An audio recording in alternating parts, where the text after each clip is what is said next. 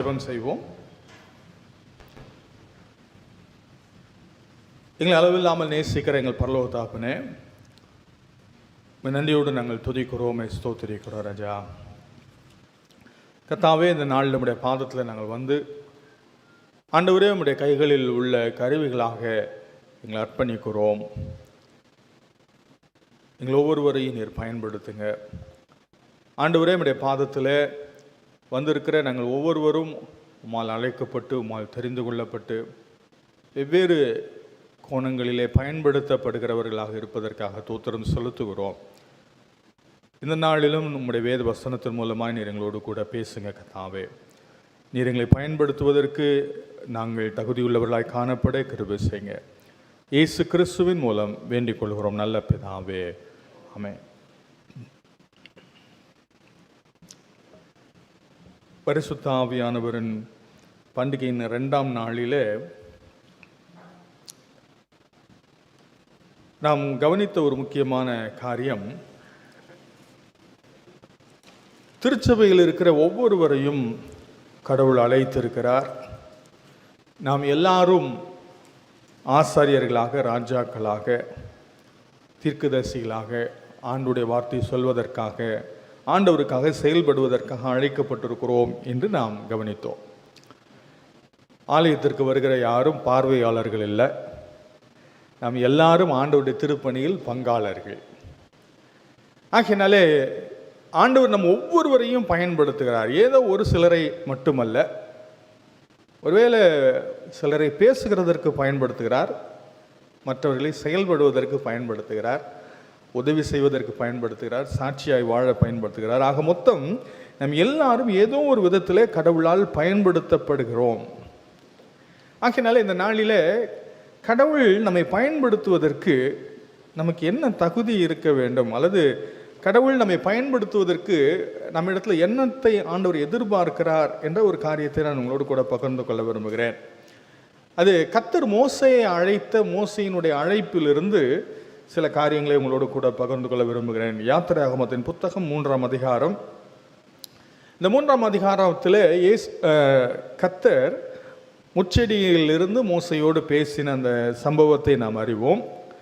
ஆண்டவர் இஸ்ரவேல் மக்களை அவர்களுடைய அடிமைத்தனத்திலிருந்து விடுதலையாக்குவேன் என்று சொல்லி அவர்களுடைய கானான் தேசத்தில் அவர்களை கொண்டு போய் சேர்ப்பேன் என்ற தன்னுடைய திட்டத்தை சொன்னதை நாம் பார்க்கிறோம். அது மட்டுமல்ல, இந்த 3ஆம் அதிகாரம் 10ஆம் வசனம் 11ஆம் வசனத்தில் கர்த்தர் மோசையோடு பேசி சொன்ன முக்கியமான காரியம் என்னென்னா, நீ இஸ்ரவேல் புத்திரராகி என் ஜனத்தை எகிப்திலிருந்து அழைத்து வரும்படி உன்னை பார்வோன் இடத்திற்கு அனுப்புவேன் வா என்றார். அப்பொழுது மோசே தேவனை நோக்கி, பார்வோன் இடத்திற்கு போகவும் இஸ்ரவேல் புத்திரரை எகிப்திலிருந்து அழைத்து வரவும் நான் எம்மாத்திரம் என்றார். இங்கே மோசே கிட்ட ஆண்டவர் சொன்ன காரியம், ஒருவேளை இதுவரைக்கும் சொன்னதெல்லாம் ரொம்ப இன்ட்ரெஸ்டிங்காக கேட்டுக்கிட்டு இருந்தான். ஜனங்களுடைய பிரச்சனையை பார்த்து அவங்கள நான் விடுதலை ஆக்கணும்னு தீர்மானம் பண்ணிவிட்டு அவங்கள அடிமைத்திருந்து விடுதலையாக்கி கானான் தேசத்துக்கு கொண்டு போக போகிறேன், எல்லாம் சொன்னதெல்லாம் கேட்டுட்டு அமைதலாக இருந்தான். ஆனால் இப்போ ஆண்டவர் என்ன சொல்கிறாரு, அந்த திட்டத்தில் நான் உன்னை உபயோகப்படுத்த போகிறேன், பார்வோன்கிட்ட நான் உன்னை அனுப்ப போகிறேன் வான்னு சொல்கிறார். சொன்ன உடனே மோசே சொன்ன முதல் காரியம், பார்வோனிடத்திற்கு போகவும் இஸ்ரவேல் புத்திரரை எகிப்திலிருந்து அழைத்து வரவும் நான் எம்மாத்திரம். இதை நான் எப்படி செய்ய முடியும், இதை செய்வதற்கு எனக்கு தகுதி இல்லை அப்படின்னு சொன்னான். வேற ஒரு மொழிபெயர்ப்புலேருந்து வாசிக்கிறேன். பார்வோனிடம் செல்லவும் இஸ்ரவேல் மக்களை வழி நடத்தவும் நான் பெரிய மனிதன் அல்ல, நான் சாதாரண மனிதன், இந்த பெரிய பணியை என்னால் செய்ய முடியாது. கடவுள் மோசையை பயன்படுத்தினதற்கு முதல் காரணம், அவன் தன்னுடைய தகுதியின்மையை உணர்ந்து ஒத்துக்கொண்டான். ஒருவேளை இந்த நிலைக்கு கர்த்தர் அவனை கொண்டு வந்தார்னு நான் நினைக்கிறேன். மோசேக்கு இந்த வேலையை செய்யறதுக்கு தகுதி இல்லையா? 40 வருஷம் அரண்மனையில் வளர்ந்தவன், 40 வருஷம் பயங்கரமாக கற்று தேர்ந்தவன். அப்போஸ்தல நடவடிக்கைகள் 7ஆம் அதிகாரத்தில் 22வது வசனத்தில் நம்ம இப்படி வாசிக்கிறோம். மோசே எகிப்தியருடைய சகல சாஸ்திரங்களிலும் கற்பிக்கப்பட்டு வாக்கிலும் செய்கையிலும் வல்லவனானான். அரண்மனையில் கற்றுக்கொண்டவனுக்கு எல்லாவிதமான திறமைகளும் தாளந்துகளும் கிருபைகளும் அவனுக்கு இருந்தது. அவனுடைய பயிற்சி பேச்சிலும் செயலிலும் சிறப்பாக கொடுக்கப்பட்டிருந்தது. ஒருவேளை அடுத்த ராஜாவாகுவதற்கு தகுதி ட்ரெயின் ஆகிறவன், ஒருவேளை அடுத்த ராஜாவுக்கு என்ன தகுதி இருக்கணும்?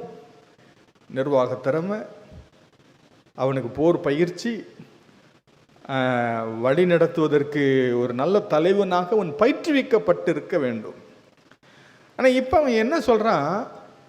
ஐயோ, பார்வோன்கிட்ட போகிறதற்கும் இஸ்ரவேல் மக்களை அழைத்து வருகிறதற்கும் வழி நடத்துவதற்கும் எனக்கு தகுதி இல்லைன்னு சொல்கிறான். ஐயோ, இவ்வளோ பெரிய வேலையை என்னால் செய்ய முடியாதுன்னு சொல்கிறான். அதை செய்வதற்கு எனக்கு தகுதி இல்லைன்னு சொல்கிறான். என்ன காரணம் அப்படின்னா, அவன் எல்லாவற்றையும் கற்று தேர்ந்து இந்த மக்களை விடுதலை ஆக்க வேண்டும், தன்னுடைய ஜனத்தை விடுதலை செய்ய வேண்டும் என்ற ஒரு உணர்வோடு அவன் இருந்தபோது ஒரு எபிரேயனும் ஒரு எகிப்தியனும் சண்டை போட்டுக்கிட்டு இருந்ததை அவன் பார்த்தான். அப்போ நடந்த சம்பவம் நமக்கு தெரியும். மோசே என்ன பண்ணா? ஒரே போட்டு அவனை கொன்று புதைச்சிட்டான். அவன் என்ன நினைச்சா, என்னுடைய மாம்ச பலத்தினால நான் ஒரு பெரிய விடுதலை உண்டாக்க முடியும்னு நினைச்சான். விளைவு என்ன ஆயிடுச்சு? தப்பிச்சு ஓடி போக வேண்டியதா போச்சு. அப்போ அவன் புரிஞ்சுக்கிட்டான். ஒன்று. ரெண்டாவது, அடுத்த ட்ரைனிங் 40 வருஷம் ஆடு மேய்ச்சான். ஆடு மேய்க்கும் போது அவன் புரிந்திருக்க வேண்டிய ஒரு முக்கியமான விஷயம் என்னென்னா, இந்த ஆட்டை கூட என்னால் ஒழுங்காக மேய்க்க முடியலை. இதை அவன் புரிந்து கொண்ட பிறகுதான் ஆண்டவர் அவனுக்கு தரிசனமாகி அவனை அழைத்த போது அவன் சொன்ன காரியம், ஆண்டவரே, இந்த இவ்வளோ பெரிய பணியை செய்வதற்கு எனக்கு தகுதி இல்லை. கிறிஸ்துவுக்குள் பிரியமானவர்களே, தேவனுடைய சமூகத்தில் அவருக்காக செயல்படுவதற்கு, அவருடைய பணியை செய்வதற்கு எனக்கு தகுதி இல்லை என்று புரிந்து கொள்வது தான் என்னுடைய முதல் தகுதியே. தேவ பணியை செய்வதற்கு எந்த மனிதனுக்கும் தகுதி இல்லை. எந்த மனுஷனும் தன்னுடைய சொந்த பலத்தினாலேயோ ஞானத்தினாலேயோ கடவுளுடைய பணியை செய்யவே முடியாது. அதை மோசே இப்போதான் புரிந்து கொள்கிறான். அதனால், ஆண்டவரே, நான் எப்படி செய்ய முடியல, என்னால் இதை செய்ய முடியாது, பெரிய பணி என்பதை அவன் ஒத்துக்கொள்கிறான். ரெண்டாவது ஒரு காரியம் 12ஆம் வசனம் 13ஆம் வசனத்தில் நம்ம வாசிக்கிறோம். அவன் தன்னால் முடியாதுன்னு சொன்ன உடனே ஆண்டவர் அவனுக்கு சொன்ன பதில், அதற்கு அவர், நான் உன்னோடே இருப்பேன். எப்போ என்னால் முடியாது என்பதை நான் புரிந்து கொள்கிறேனோ அப்பொழுது ஆண்டவர் என்னோடு இருப்பார். ஆண்டவர் என்னை வழி நடத்துவார், ஆண்டவர் என்னை பலப்படுத்துவார், ஆண்டவர் என்னை பயன்படுத்துவார். என்னால் முடியும் அப்படின்னு நான் நினைக்கும் போது அங்கே ஆண்டவருக்கு இடமே இல்லை. இன்னைக்கு உலகத்தார் சொல்லிக்கிட்டு இருக்க இந்த கான்செப்ட் அப்படியே கொஞ்சம் கொஞ்சமாக சர்ச்சுக்குள்ளேயும் வந்துட்டு இருக்கு. உன்னால் முடியும் தம்பி, இல்லை? அது எங்க இருக்கு பைபிளில்? பைபிள் அது எங்கேயும் இல்லை. உன்னால் முடிஞ்ச அவர் எதுக்கு? அவருடைய உதவி உனக்கு எதுக்கு? உன்னால் முடிஞ்ச நீ செய். நம்மால் முடியாத பட்சத்தில் தான் நாம் அவரை நோக்கி பார்க்கிறோம். அவர் நமக்கு உதவி செய்கிறவராக மாறுகிறார். ரெண்டாவது காரியம் 13ஆம் வசனத்தில், அப்பொழுது மோசே தேவனை நோக்கி, நான் இஸ்ரவேல் இடத்தில் போய் உங்கள் பிதாக்களுடைய தேவன் உங்களிடத்தில் என்னை அனுப்பினார் என்று அவர்களுக்கு சொல்லும்போது அவருடைய நாமம் என்ன என்று அவர்கள் என்னிடத்தில் கேட்டால் நான் அவர்களுக்கு என்ன சொல்லுவேன் என்றான். இது சும்மா ஒரு சாக்கு போக்கு கிடையாது. மோசே சொல்லிட்டு இருக்கிறதெல்லாம் அவன் என்ன இங்கே பேசுகிறான் அப்படின்னா, ஆண்டவரே, கர்த்தர் என்னை அனுப்புனாருன்னு நான் அவங்கக்கிட்ட போய் சொல்கிறதுக்கு எனக்கு தகுதி இருக்கா அப்படின்னு கேட்குறான். ஏன் அந்த கேள்வி கேட்டான் அப்படின்னா காரணமாக தான் கேட்குறான். இந்த வசனத்தில் பாருங்கள், கவனிக்க வேண்டிய முக்கியமான ஒரு வார்த்தை என்னென்னா 13ஆம் வசனத்தில், நான் இஸ்ரவேல் புத்திரரிடத்தில் போய் உங்கள் பிதாக்களுடைய தேவன். நம்முடைய பிதாக்களுடைய தேவன் கூட அவன் சொல்லலை. ஆபிரகாம், ஈசாக்கு, யாக்கோபின் தேவன் மோசையுடைய தேவன் கூட தானே. நம்முடைய தேவன் கூட அவன் சொல்லலாம். அவன் என்ன சொல்றான்? உங்கள் பிதாக்களுடைய தேவன். அப்படின்னா என்ன அர்த்தம் அப்படின்னா, இது வரைக்கும் இந்த மக்களோட கூட அவன் அட்டாச்சாகவே இல்லை. பிறந்து பால் குடிக்கிற வரைக்கும் தான் இவன் எபிரேய வீட்டில் இருந்தான். அதுக்கு பிறகு இவன் எங்கே இருந்தான்? எகிப்தின் அரண்மனையில் இருந்தான். எகிப்தின் அரண்மனையில் இருந்தவனுக்கு ஆபிரகாம், ஈசாக்கு, யாக்கோபினுடைய கடவுளை பற்றி என்ன தெரியும்? அங்கிருந்து எங்கே போனான்? மீதியான் தேசத்துக்கு போனான். மீதியான் தேசத்தில் எத்திரோ வீட்டில் இருந்த மோசேக்கு இஸ்ரவேலுடைய கடவுளை பற்றி என்ன தெரியும்? மோசே என்ன கேட்குறான் அப்படின்னா, ஆண்டவரே, நான் போய் இஸ்ரவேல் மக்கள்கிட்ட போய் கடவுள் என்னை அனுப்புனாருன்னு சொன்னால் அவங்க என்ன கேட்பாங்க? எந்த கடவுள்னு கேட்பாங்க. இந்த கடவுளை பற்றி உனக்கு என்ன தெரியும்னு கேட்பாங்க. ஏன்னா உனக்கு இந்த கடவுளுக்கு என்னையா சம்பந்தம்னு கேட்பாங்க. ஏன்னா அவங்க கேட்குறது நியாயம் தானே. இவனுக்கும் இஸ்ரவேல் மக்களுக்கும் சம்பந்தமே இல்லை, அவங்க கூட இல்லை. இவன் இருந்தது எகிப்தின் அரண்மனையில் இருந்தான். அங்கேருந்து மீதியான் தேசத்துக்கு போனால் அவனுக்கு இஸ்ரவேலின் தேவனுக்கு என்னையா சம்பந்தம்? எந்த கடவுள் உன்னை அனுப்புனாரு அப்படின்னு கேட்டிருப்பாங்க. உங்கள் பிதாக்களின் தேவன் என்னை அனுப்புனாருன்னா அவரை பற்றி உனக்கு என்ன தெரியும்? உனக்கு அவருக்கு என்ன சம்பந்தம் கேட்பாங்கல்ல. கரெக்டாக தான் கேட்குறாரு மோசே. அதனால் ஆண்டவர் இப்படி கேட்டாங்கன்னா நான் என்ன சொல்கிறது? ஆண்டவர் அவனுக்கு சொன்ன காரியம் 14-15 வசனத்தில் 2 காரியம் சொல்றாரு. நான் இருக்கிறவராகவே இருக்கிறேன். இருக்கிறேன் என்பவர் உங்களிடத்திற்கு என்னை அனுப்பினார் என்று இஸ்ரவேல் புத்திரரிடத்திற்கு சொல்வாயாக. அது மட்டும் இல்லை, 15ஆம் வசனத்தில், ஆபிரகாமின் தேவனும் ஈசாக்கின் தேவனும் யாக்கோபின் தேவனுமாக இருக்கிற உங்கள் பிதாக்களுடைய தேவனாகிய கர்த்தர் என்னை உங்களிடத்திற்கு அனுப்பினார் என்று நீ இஸ்ரவேல் புத்திரருக்கு சொல்வாயாக. என்றென்றைக்கும் இதுவே என் நாமம், தலைமுறை தலைமுறை தோறும் இதுவே என் பேர் பிரஸ்தாபம். நீ போய் இஸ்ரவேலின் மூப்பரை கூட்டி அவர்களிடத்தில், ஆபிரகாம், ஈசாக்கு, யாக்கோபு என்பவர்களுடைய தேவனாக இருக்கிற உங்கள் பிதாக்களுடைய தேவனாகிய கர்த்தர் எனக்கு தரிசனமாகி உங்களை நிச்சயமாய் சந்தித்து எகிப்தில் உங்களுக்கு செய்யப்பட்டதை கண்டேன் என்றும், நான் உங்களை எகிப்தின் சிறுமையிலிருந்து நீக்கி பாலும் தேன் ஓடுகிற கானானியர், ஏத்தியர், எமோரியர், பெர்சியர், ஏவியர், எபூசியருடைய தேசத்துக்கு கொண்டு போவேன் என்றும் சொன்னேன் என்றார் என்று சொல்லு. இங்க அவன் கேட்ட கேள்விக்கு ஆண்டவர் சொன்ன காரியம் என்னன்னா, கர்த்தர் தன்னை மோசேக்கு முதலாவது வெளிப்படுத்துகிறார். நான் இருக்கிறவராக இருக்கிறேன், நான் போதுமானவராக இருக்கிறேன், நான் எக்காலத்திற்கும் உரியவராக இருக்கிறேன். ஒருவேளை இந்த பேரை பற்றி பலவிதமான விளக்கங்கள் உண்டு. ஒரே ஒரு விளக்கத்தை மட்டும் நான் உங்களோடு கூட பகிர்ந்து கொள்ள விரும்புகிறேன். நம்முடைய ஆண்டவர் self sufficient God, self existing God. அவர் தன்னில் தானே போதுமானவர். இதை ஒரு பிக்சராக காமிக்கிறதுக்காக தான் ஆண்டவர் அங்கே தரிசனத்தில் ஒரு காரியத்தை காமிச்சார். முட்செடி எரிஞ்சிச்சு, முட்செடி வெந்து போகலை. எதையும் பட்சிக்காமல் நெருப்பு எரியுமா? நெருப்பு எரியறதை பார்த்துருப்போம்ல. நெருப்பு எப்படி எரியும்? விறகு இருந்தால் எரியும், கேஸ் இருந்தால் எரியும், பெட்ரோல் டீசல் இருந்தால் எரியும், மண்ணெண்ணெய் இருந்தால் எரியும், பேப்பர் இருந்தால் எரியும், என்னமோ ஒன்று இருந்தால் அதை பட்சித்து எரியும். எதையுமே பட்சிக்காமல் நெருப்பு எரியுமா? ஆனால் இங்கே ஒரு நெருப்பு எரியுது. எதையுமே பட்சிக்காமல் ஒரு நெருப்பு எரியுது. இந்த நெருப்பு இருப்பதற்கு இது எதையும் பட்சிக்க வேண்டும் என்ற அவசியம் இல்லை.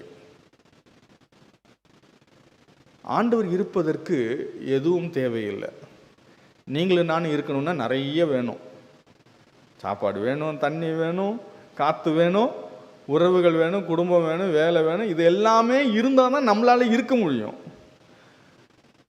ஆனால் ஆண்டவர் இருக்கிறதுக்கு எதுவுமே தேவையில்லை. எதுவுமே இல்லாமல் அவரால் இருக்க முடியும்.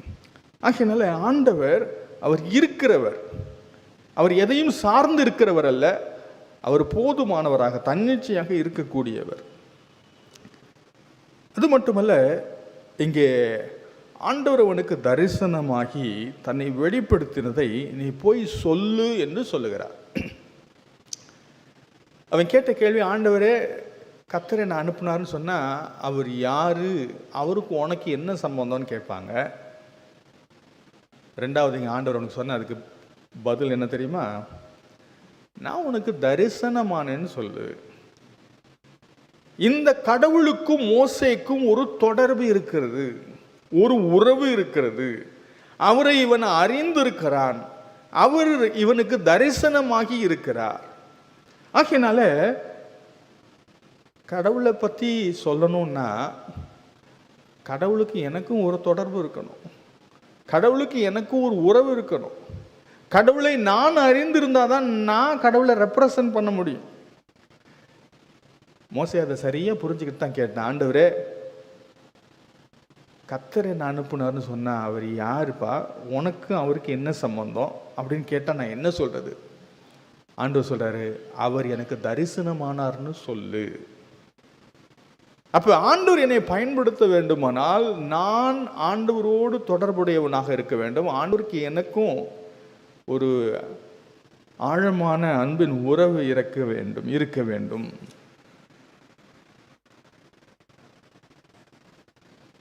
அது மட்டுமல்ல, இந்த பகுதியில் ஆண்டவர் சொல்கிற ஒரு காரியம், உன்னுடைய தரிசனத்தை அவர்களோடு கூட பகிர்ந்து கொள். நான் உன்னை சந்தித்ததை, நான் உன்கிட்ட சொன்னதை நீ அவர்களோடு பகிர்ந்து கொள். இந்த காரியம்தான் அவங்களெல்லாம் ஒரு டீம் ஆக்கிடுச்சு. மோசேக்கு பின்னாக இவங்கெல்லாம் போனதுக்கு காரணம் என்னன்னா கர்த்தர் மோசேக்கு கொடுத்த தரிசனம், அதில் அவர் சொன்ன காரியம், அந்த விடுதலையை இவர்கள் பெற விரும்பினதுனாலே, இந்த ஜனத்தினுடைய விடுதலைக்காக கர்த்தர் இவரை ஏற்படுத்தி இருக்கிறார் என்பதை புரிந்து கொண்டதுனாலே, அந்த தரிசனத்தை இவர் கொடுத்ததுனாலே, அந்த தரிசனத்தின் அடிப்படையில் இவர்கள் எல்லாரும் இப்போ ஒன்றாய் இருக்கிறார்கள். மூணாவது ஒரு காரியத்தை நம்ம பார்க்குறோம். 4ஆம் அதிகாரம் முதல் வசனத்தில் மோசே கேட்குறாரு, ஆண்டவரே கர்த்தர் எனக்கு தரிசனமானார்னு நான் சொல்லலாம், ஆனால் அவங்க நம்புவாங்களா? ஏயா, இங்கே கர்த்தரை ஆராதிக்கிற மக்கள் இவ்வளோ பேர் இருக்கிறாங்க, இவங்களெல்லாம் விட்டுட்டு சம்பந்தமே இல்லாத உனக்கு ஏன் தரிசனமானார் அவர்? இவன் பெரிய ஆளாய்க்கிறதுக்காக இப்படி ஏதோ கதை விடுறான், இப்படியெல்லாம் யோசிக்கலாம் இல்லை? நிறைய பேர் கூட இப்படி இப்போ கூட சொல்கிறாங்க, ஆண்டவரை நான் பார்த்தேன், ஆண்டவர் தரிசனமானார். ஆண்டவர் உண்மையாக இருக்குமா தெரியாது. நம்ம எல்லாத்துக்குமே கேள்வி வரும். யாராவது அப்படி சொன்னாங்கன்னு எனக்கு முதல்ல கேள்வி வரும், நிஜமாவே உங்க கர்த்தர் தரிசனமானாரா? மோசே சொல்றாரு, ஆண்டவர் நான் போய் சொன்னேன்னா நம்ப மாட்டாங்க. நிஜமாவே கர்த்தர் எனக்கு தரிசனமானாரா இல்லையா அப்படின்றது அவங்களுக்கு எப்படி தெரியும்? ஆண்டவர் என்ன சொல்றாரு, அது ஏன் வேலை. உனக்கு நான் தரிசனமானேன் என்பதை ஜனங்கள் அறிந்து அவர்களை நம்ப வைக்க வேண்டியது என்னுடைய வேலை. நான் அடையாளத்தை கொடுக்குறேன், நீ இதை செய்யி. 3 அடையாளங்களை ஆண்டவர் கொடுக்கிறார். கோலை கீழே போடுங்கிறாரு, போடுறா. வாழை பிடிங்கிறாரு, பிடிச்சோன்னா அது திரும்ப கோல் ஆயிடுச்சு. உன்னுடைய கையை உன்னுடைய வஸ்திரத்துக்குள்ளே போடுங்கிறாரு, போட்டோன்னா அது குஷ்டரோகமாயிடுது. திரும்ப உள்ளே போடுங்கிறாரு, போட்டோன்னா அது சுகமாயிடுது. தண்ணீர் அள்ளி தரையில் ஊற்று சொல்கிற ரத்தமும் மாறுது. இப்படி அடையாளங்களை கொடுத்து ஆண்டவர் இவனுக்கு தரிசனமானதையும் கர்த்தர் இவனை அழைத்திருக்கிறதையும் இவரை அனுப்பினதையும் ஜனங்களை நம்ப வைக்க வேண்டியது கடவுளுடைய பொறுப்பு. ஆண்டவர் சொல்கிறார், நான் அதை பார்த்துக்கிறேன், நீ கவலைப்பட வேண்டாம், இந்த அடையாளங்களை நீ செய், நான் உன்னை அழைத்திருக்கிறேன் என்பதை அவர்கள் அறிந்து கொள்வார்கள். நாலாவது ஒரு காரியத்தை நம்ம இங்கே பார்க்குறோம் 10ஆம் வசனத்தில். அப்பொழுது மோசே கர்த்தரை நோக்கி, ஆண்டவரே, இதற்கு முன்னாவது தேவரீர் உமது அடியானோடே பேசின பின்னாவது நான் வாக்கு வல்லவன் அல்ல, நான் திக்குவாயும் மந்த நாவும் உள்ளவன் என்றான். அப்பொழுது கர்த்தர் அவனை நோக்கி, மனுஷனுக்கு வாயை உண்டாக்கினவர் யார்? ஊமையனையும் செவிடனையும் பார்வையுள்ளவனையும் குருடனையும் உண்டாக்கினவர் யார்? கர்த்தராகிய நான் அல்லவா? ஆதலால் நீ போ, நான் உன் வாயோடு இருந்து நீ பேச வேண்டியதை உனக்கு போதிப்பேன் என்றார். மூணாவது ஒரு காரியம் தேவையாக அவன் உணர்கிறான். என்னன்னா, இங்கே ஆண்டவருக்காக பேசுறதுக்கு ஆண்டவர் என்னை அனுப்புகிறார், ஆனால் எனக்கு பேச வராது. I am not a good communicator. பேசுறதுக்காக ஆண்டவர் ஒருத்தரை அழைக்கும் போது நல்லா பேசுகிறவர்களை அழைச்சிருக்கலாமே. ஆண்டவரே, எனக்கு ஒழுங்காக பேச வராது, என்னைய போய் நீங்கள் பேசுறதுக்கு அழைச்சிருக்கீங்களே அப்படின்னு கேட்குறாரு. இன்னொரு காரியம் சொல்கிறேன், மோசே, சரி ஆண்டவரே, பேசுறதுக்கு நீங்கள் அழைச்சிட்டீங்க, ரைட்டு, நீங்கள் அழைச்ச பிறகாவது இந்த பேச்சு இது குணமாக இருந்ததுன்னா ஓகே, ஆனால் நீங்கள் அழைச்ச பிறகு நான் அதே திக்குவாயும் மந்த நாம் உள்ளவனாக இருக்கிறேன். நிறைய நேரத்தில் நம்ம என்ன எதிர்பார்க்குறோம், கடவுளுடைய பணி செய்வதற்கு நாம் குறையற்றவர்களாக இருக்கணும்னு நம்ம நினைக்கிறோம். ஆனால் ஆண்டவர் ஒரு நாள் அப்படி நினைக்கிறது இல்லை. ஆண்டவர் குறை உள்ளவர்களை தான் பயன்படுத்துறார். மோசையை சுகமாக்கி இருக்க முடியாத ஆண்டவருக்கு இவ்வளோ பெரிய வேலை, ராஜா கிட்ட போய் ஆண்டவருக்காக பேசக்கூடிய ஒரு வேலைக்காக அனுப்பும்போது ஏன் கூப்பிட்டு ஆண்டவர் அவனை சுகமாக்கி திக்குவாய் மந்தனவளை மாற்றிட்டு அனுப்ப முடியாதா? அனுப்பலாம், ஆனால் அனுப்பலை. ஏன் அனுப்பலை அப்படின்னா, ஆண்டவர் அவனுக்கு கொடுத்த மெசேஜ் தான் முக்கியமே ஒழிய அவன் எவ்வளவு சூப்பர் கம்யூனிகேட்டர்ன்றது இங்கே முக்கியமே இல்லை. ஒருவேளை அவன் ரொம்ப திறமையாக பேசுகிறவனாக இருந்தால் எல்லோரும் மோசே மேலே ரொம்ப அட்ராக்ட் ஆகிடுவாங்க, மோசே பின்னாடி போயிடுவாங்க. ஆண்டவருடைய திட்டம் என்னென்னா, மோசே பின்னாடி போக வைக்கிறது இல்லை திட்டம், மோசையினுடைய வார்த்தை கேட்க வைக்கிறது தான் திட்டம். மெசேஜ் தான் இம்பார்ட்டண்ட்டே ஒழிய அவன் கம்யூனிகேஷன் ஸ்கில் இம்பார்ட்டண்ட் இல்லை. குறைகளின் மத்தியிலும் ஆண்டவர் நம்மை பயன்படுத்துகிறார். ஆண்டவர் நம்மை பயன்படுத்துவதற்கு நம்மை குறைகள் எல்லாம் மாறினா தான் பயன்படுத்துவார் அப்படின்னு அர்த்தம் இல்லை. பவுல் அநேகருக்கு ஆசீர்வாதத்தின் கருவியாக இருந்தவன் இல்லை, நிழல் பட்டு சுகமானாங்களாம். ஆனால் பவுலுக்கு பலவீனம் இருந்துச்சு. அவன் ஜெபம் பண்ணுறான், ஆண்டவரே இந்த பலவீனம் என்னை விட்டு நீங்கும்படி செய்யுங்க. ஆண்டவர் என்ன சொன்னார்? என் கிருபை உனக்கு அப்படின்னு என்ன அர்த்தம்? இல்லைன்னு அர்த்தம், சுகமாகாது அப்படின்னு தான் இருக்கும்.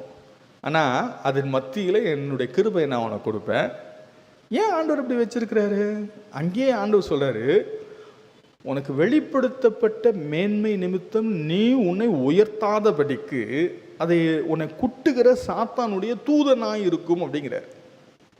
நிறைய நேரத்தில் ஆண்டவர் ஊழியருடைய வாழ்க்கையில் குறைகள் எல்லாம் வச்சிருக்கிறாரு. ஏன் வச்சிருக்கிறாரு அப்படின்னா, நிறைவாக்கிட முடியாதானே, ஆக்க முடியும், ஆனால் வச்சிருக்கிறாரு. ஏன் வச்சிருக்கிறாரு அப்படின்னா, அவங்கள கடவுளாக்கிடக்கூடாது, அவங்க பின்னாடி போயிடக்கூடாது. அதனால் அவங்களும் நம்மளை மாதிரி சாதாரண மனுஷங்க தான். அவங்க சொல்கிற கடவுளுடைய வார்த்தை தான் முக்கியம். Message is important. அதனால இங்கே ஆண்டவர் அவனுக்கு தெளிவாக சொன்ன காரியம், நீ போ, நான் உன் வாயோடு இருந்து நீ பேச வேண்டியதை உனக்கு போதிப்பேன். அற்புதமான ஒரு வாக்குத்தத்தம். மோசேக்கு ஆண்டவர் என்ன சொல்றாரு? குறைகள் இருக்குது, என்னால் முடியாதுன்னு சொன்ன, ஆண்டவரை பற்றிய ஆழமான அறிவும் இல்லை, ஜனங்கள் நம்ப மாட்டார்கள், ஏற்றுக்கொள்ள மாட்டார்கள், என்னை தலைவனாக ஏற்றுக்கொள்ள மாட்டார்கள் என ஏற்கனவே அவங்க கேட்ட கேள்வி. எபிரேயர்கள் என்ன கேள்வி கேட்டாங்க? உன்னை யார் எங்கள் மேலே நியாயாதிபதியாக தலைவனாக வச்சா அப்படின்னு ஏற்கனவே கேட்டவங்க தான். அதனால் இப்போ ஆண்டவரை அனுப்புனாருன்னு சொன்னாலும் ஆண்டவரே நம்ப மாட்டாங்க. அது மட்டுமல்ல, ஆண்டவரே எனக்கு நிறைய டிஃபிகல்ட்டிஸ் இருக்குது, ப்ராக்டிக்கல் ப்ராப்ளம் இருக்குது, எல்லாமே சொல்கிறான். ஆனால் ஆண்டவர் சொன்ன காரியம், நீ போ, நான் உன் வாயோடு இருந்து நீ பேச வேண்டியதை உனக்கு போதிப்பேன். கவனிக்க வேண்டிய முக்கியமான ஒரு விஷயம் என்னென்னா, அவனுடைய எல்லா விதமான சந்தேகங்களையும் கேள்விகளையும் கர்த்தர் பொறுமையாக கேட்டு எல்லாத்துக்கும் பதில் கொடுத்து எல்லாத்தையும் கிளாரிஃபை பண்ணுறார். God is willing to answer all our questions patiently. God is willing to support, strengthen, enable and bless us. இதெல்லாம் கேட்டுட்டு 13ஆம் வசனத்தில் சொன்ன காரியம், அதற்கு ஆண்டவரே, நீர் அனுப்ப சித்தமாயிருக்கிற யாரையாகிலும் அனுப்பும் என்றான். இது கேட்டோன்னா ஆண்டவருக்கு கோபம் வந்துச்சு. ஏன்னா இதுவரைக்கும் அவன் கோவப்படலை. ஏன்னா என்னால் முடியாதுன்னு சொன்னால் நான் இருக்கிறேன்ப்பான்னு சொன்னார். எனக்கு ஆண்டவருக்கு என்ன சம்பந்தம்னு கேட்டான், என்ன சொல்கிறேன்னு கேட்டார், நான் தரிசனமானேன்னு சொல்லுனார். நம்பாட்டி என்ன பண்ணுறதுனாரு, அது ஏன் பிரச்சனை, நான் பார்த்துக்கிறேன்னு சொன்னார். எனக்கு ஒழுங்காக பேச வராதேன்னு சொன்னார். பரவாயில்ல, நான் உன் வாயோடு இருந்து நீ பேச வேண்டிய உனக்கு போதிப்பேன்னு சொன்னார். எல்லாம் சொல்லிட்டார். எல்லாத்தையும் பொறுமையாக கேட்ட கேள்விக்கெல்லாம் பதில் சொன்னார். ஆனால் இங்கே என்ன சொல்கிறேன், ஆண்டவரே நீர் அனுப்ப சித்தமாக இருக்க யாரையாகிலும் அனுப்பும்னு சொன்னோன்னா ஆண்டவர் கோவம் வந்துடுச்சு. ஏன் கோவம் வந்துடுச்சு அப்படின்னா, அப்படி சொல்லுவதற்கு நம்ம யாருக்கும் உரிமை இல்லை. ஆண்டவர் என்றால், ஆண்டவரே அப்படின்னு அவரை கூப்பிட்ட என்ன அர்த்தம்? நான் அடிமைன்னு அர்த்தம். ஆண்டவரே அப்படின்னா சொல்லுங்க ஆண்டவரே செய்கிறேன்னு சொல்ல முடியும். ஆண்டவரேன்னு கூப்பிட்டுட்டு முடியாதுன்னு சொல்ல முடியாது.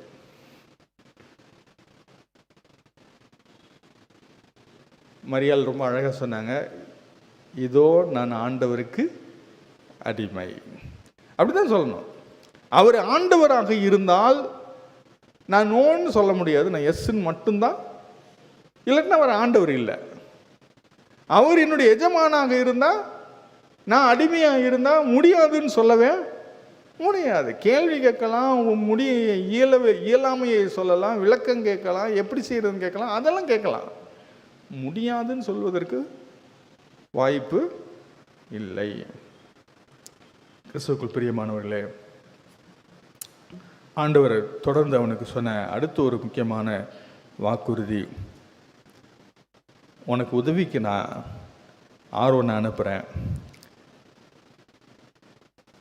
15ஆம் வசனத்தில் சொல்ல, நீ அவனோட பேசி அவன் வாயில் வார்த்தைகளை போடு, நான் உன் வாயிலும் அவன் வாயிலும் இருந்து நீங்கள் செய்ய வேண்டியதை உங்களுக்கு உணர்த்துவேன். முதல்ல ஆண்டவர் சொன்னார், நான் உன் வாயோடே இருந்து நீ பேச வேண்டியதை உனக்கு போதிப்பேன். முதலாவது வாக்குத்தத்தம். ரெண்டாவது ஆண்டவர் சொல்றாரு, நான் உன் வாயிலும் அவன் வாயிலும் இருந்து நீங்கள் செய்ய வேண்டியதை உங்களுக்கு உணர்த்துவேன். கிறிஸ்துவுக்குள் பிரியமானவர்களே, கடவுள் நாம் செய்ய வேண்டியதை செய்வதற்கு நம்மை வழி நடத்துவார். எப்பொழுது நான் என்னுடைய இயலாமையை ஒத்துக்கொள்ளும் போது, என்னுடைய இயலாமையை நான் புரிந்து கொள்ளும் போது, ஆண்டவரோடு கூட நான் நல் உறவில் இருக்கும்போது, ஆண்டவருடைய தரிசனத்தை, ஆண்டவருடைய அழைப்பை நான் பெற்றிருக்கும் போது,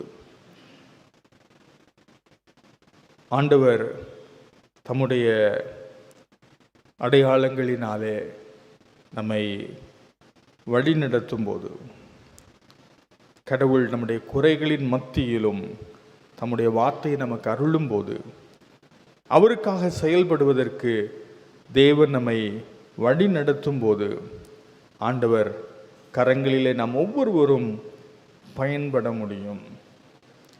கர்த்தர் யாரை பயன்படுத்த முடியும்? யாரையும் பயன்படுத்த முடியும், யாரையும் பயன்படுத்த முடியும். ஆனால் முதலாவது நம்முடைய இயலாமையை ஆண்டவருடைய சமூகத்தில் ஒத்துக்கொள்ளும் போது கர்த்தர் நம்மை அற்புதமாக வழி நடத்துவார். போன வாரத்தில் ஒரு கடவுளுடைய ஊழியம் செய்து கொண்டிருந்த ஒரு சகோதரி மரித்து போனார்கள். அவர்களுடைய பேர் கே ஆர்த்தர். ஒரு இதில் உங்களில் சிலருக்கு அவங்கள தெரிஞ்சிருக்கலாம். அவளுடைய சாட்சியை நான் கேட்டுக்கொண்டிருந்தேன். சாதாரண ஒரு பெண்மணி, ஆண்டவரை அறியாதபடி அவர்கள் வாழ்க்கையை துவங்கினார்கள். அவங்க திருமண வாழ்க்கை கசந்து அவர்கள் விவாகரத்து செய்து 2வது திருமணம் பண்ணின பிறகு ஆண்டவரை அறிந்து கொண்டு ஏற்றுக்கொண்டார்கள். அதற்கு பிறகு ஊழியத்திற்கும் வந்தார்கள். அப்பொழுது இந்த நிறுவனத்தில் நிறைய ஊழியர்கள் இருந்தாங்க. அவங்களுடைய பிள்ளைங்களுக்கு வேதத்தை கற்றுக் கொடுக்க வேண்டிய ஒரு பொறுப்பு இருந்துச்சு. அப்போ கேட்டாங்க, யார் இந்த பிள்ளைங்களுக்கு பைபிள் டீச் பண்ண போகிறான்னு கேட்டாங்க. எல்லாம் பெரிய பெரிய ஊழியக்காரங்களாம் இருந்தாங்க, யாரும் முன் வரல, எல்லாம் அமைதியாக இருந்தாங்க. அப்போ இந்த கே ஆத்தர் சொன்னாங்க, யார் இல்லைன்னா நான் சொல்லித்தரேன்னு சொன்னாங்க. ஏன்னா இவங்க அப்போ தான் ஆண்டவரை ஏற்றுக்கொண்டு இருந்தாங்க, இவங்களுக்கே பைபிள் தெரியாது. 2 ஆண்டு ஆகியிருந்தது இவர்கள் இயேசுவை ஏற்றுக்கொண்டு. நான் சொல்லித்தரேன் அப்படின்னு சொன்னாங்க. சொல்லிட்டு ஆண்டவருடைய சமூகத்தில் போய் சொன்னாங்க, ஆண்டவரே எனக்கே பைபிள் தெரியாது, நான் இவங்களுக்கெல்லாம் பைபிள் சொல்லித்தர போகிறதுக்கு காரணம் என்னென்னு யாரும் இல்லை, யாரும் இதுக்கு முன் வரல, ஆண்டவரே எனக்கு உதவி செய்யுங்கன்னு ஜெபம் பண்ணிட்டு சீரியஸாக வேதத்தை வாசிக்க கற்றுக்கொள்ள ஆரம்பித்தார்கள். இவங்க பெரிய இறையியல் கல்லூரியில் படித்தவங்க கிடையாது. இவங்க சாதாரண ஒரு குடும்ப பெண்மணி. ஒரு 10-15 நாளைக்கு முன்னாடியே அவங்க 91 வயசில் மரித்து போனாங்க. அவங்களுடைய ஊழியம் 180 நாட்டில் இருக்குது. இன்றைக்கி பிள்ளைங்களுக்கு பைபிள் சொல்லிக் கொடுக்க துவக்கின இந்த ஊழியம் ப்ரிசெப்ட் இன்டர்நேஷ்னல் என்று சொல்லி இந்த ஊழியம் 180 நாட்டில் இருக்குது. ஆண்டவர் யாரை பயன்படுத்த முடியும்? ஆண்டவர் யாரையும் பயன்படுத்த முடியும். நம்ம ஆண்டவருடைய கரங்களை நம்மளை அர்ப்பணிக்கும் போது ஆண்டவர் யாரையும் உபயோகப்படுத்த அவருக்கு தடையில்லை. ஏன்னா இது நம்முடைய திறமையை பொறுத்ததல்ல, நம்முடைய பலத்தை பொறுத்ததல்ல, நம்முடைய அறிவை பொறுத்ததல்ல, அனுபவத்தை பொறுத்ததல்ல, நம்முடைய படிப்பை பொறுத்ததல்ல. இது ஆண்டவருடைய கிருபையை பொறுத்தது. ஆண்டவர் சொன்னார், நான் உன்னோடு இருப்பேன். தன்னுடைய இயலாமையை புரிந்து கொண்ட போது தேவனே அவனோடு கூட இருந்து மனித பலத்தினாலே சாதிக்க முடியாத காரியத்தை தேவன் அவனை கொண்டு செய்ய சித்தம் கொண்டிருந்தார். ஆண்டவர் அதை அற்புதமாக நிறைவேற்றினதை நம்ம வாசிக்கிறோம். எகிப்தினுடைய அடிமைத்தனத்திலிருந்து மிகப்பெரிய போராட்டமாய் போராடி இஸ்ரவேல் ஜனங்களை விடுதலையாக்கி அவர்களை வழி நடத்தி கொண்டு கானான் தேசத்திற்கு போகிற பெரிய ஒரு பொறுப்பை செய்வதற்கு கர்த்தர் மோசேயை உபயோகப்படுத்தினார். கிறிஸ்துவுக்குள் பிரியமானவர்கள், இது மனிதன் செய்யக்கூடிய வேலை இல்லை. இது எந்த மனுஷனாலும் முடியாத ஒரு காரியம். ஏன்னா இது தேவனுடைய பணி. தேவனுக்காக செயல்படுவதற்கு மனித பலனோ மாமிசீக பலனோ நம்முடைய அறிவோ அனுபவமோ திறமையோ தாளந்துகளோ உதவி செய்யாது. அவைகளாம் நல்லது தான், ஆனால் அது தேவ பணியை செய்வதற்கு உதவி செய்யாது.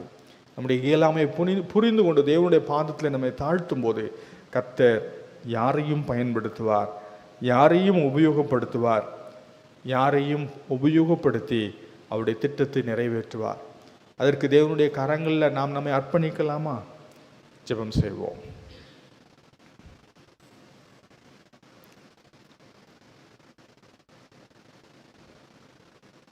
ஆண்டவருடைய கரத்தில் இருக்கிற கருவிகளாக, பாத்திரங்களாக நாம் நம்மை அர்ப்பணிப்போம். நாம் என்ன காரியம் செய்தாலும் சரி, ஆண்டவருக்காக சாட்சியாய் வாழ்கிற இடம் காரியமாக இருக்கலாம். நாம் வேலை செய்கிற இடத்துல தேவனை பற்றி பேச வாய்ப்பு கிடைக்கிற தருணங்களாக இருக்கலாம். நம்மை சுற்றி வாழ்கிற நண்பர்களுக்கு ஆண்டவரை காண்பிக்கிறவர்களாக இருக்கலாம். ஆலயத்தில் சின்ன சின்ன பணிகள் செய்கிறதாக இருக்கலாம். நம்முடைய இல்லங்களிலே நம்முடைய பிள்ளைகளை வழிநடத்துகிற பணியாக இருக்கலாம். எதுவாக இருந்தாலும் தேவனுடைய பாதத்திலே நம்மை தாழ்த்தும் போது கர்த்தர் நம் ஒவ்வொருவரையும் பயன்படுத்துவார். பரிசுத்த பிதாவே, நம்முடைய பாதத்தில் நாங்கள் வந்து உமக்கு நாங்கள் தோத்திரம் செலுத்துகிறோம். கர்த்தாவே, உம்முடைய பாதத்தில் எங்களுடைய இயலாமையை நாங்கள் புரிந்து கொள்ள உதவி செய்யுங்க. எங்களுடைய மாமிச பலத்திலோ, எங்களுடைய ஞானத்திலோ, எங்களுடைய திறமையிலோ ஆண்டவரே நாங்கள் நம்பிக்கை வைத்து நாங்கள் உம்முடைய பணியை செய்யாதபடி ஆண்டவரே உம்முடைய பேரில் நம்பிக்கை வைத்து எங்களுடைய இயலாமையை புரிந்து கொண்டவர்களாக, உணர்ந்து கொண்டவர்களாக கர்த்தாவே நாங்கள் செயல்பட எங்களுக்கு கிருபை செய்யுங்க தகப்பனே. தேவ பணி செய்வதற்கு மாமிச பலன் உதவாது என்பதை உணர்ந்து கொள்ள எங்களுக்கு கிருபை செய்யுங்க. எங்களுடைய அனுபவமோ அறிவோ ஆண்டவரை பயன்படாது என்பதை நாங்கள் உணர்ந்து கொள்ள உதவி செய்யுங்க. நீர் எங்களை பயன்படுத்துங்க. நான் உன்னோடு இருப்பேன் என்று சொன்னீங்களே ஆண்டவரே, நான் உன் வாயோடு இருந்து நீ பேச வேண்டியது உனக்கு போதிப்பேன் என்று சொன்னீங்களே கர்த்தாவே, நீங்கள் செய்ய வேண்டியதை உங்களுக்கு உணர்த்துவேன்னு சொன்னீங்களே ஆண்டவரே, உங்களுடைய வார்த்தையின்படி நீர் எங்களுக்கு உதவி செய்து எங்களை வழி நடத்துங்க. எங்கள் ஒவ்வொருவரையும் நீங்கள் ஆசீர்வதிங்க. உடைய தயவுள்ள கரங்களை உங்களை அர்ப்பணிக்கிறோம். இயேசு கிறிஸ்துவின் நாமத்தில் ஜெபிக்கிறோம் நல்ல பிதாவே, ஆமென்.